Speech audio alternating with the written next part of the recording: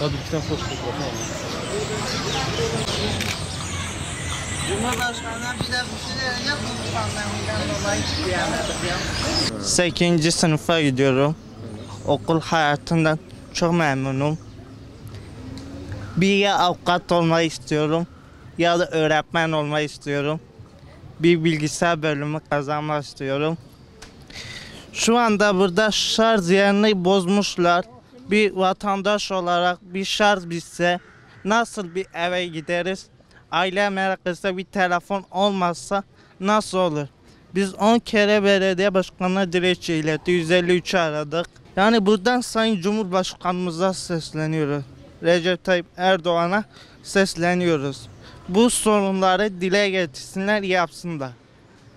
Bir aydır ben bir kere burada şarjsız kaldım. Aile merak etti. Aile sonra desen ne dedim, şarj bitti.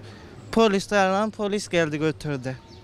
Ha bir de ben tekerlekli sandalye bir kere kırıldı, yaptım. Yani ben okul okusam, ben bir belediye başkanı olsam, ben bir vatandaşın hizmeti yapmasam çok hatalıyım. Şu anda Cumhurbaşkanımıza sesleniyoruz. Milletvekillerimize sesleniyoruz. Şu an milletvekillerimize.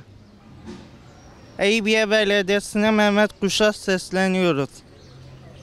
Şu anda bu sorunu, yani ben belediye başkanının yanına gittim, binasını bilemedim. Binası nerede olsa da giderdim.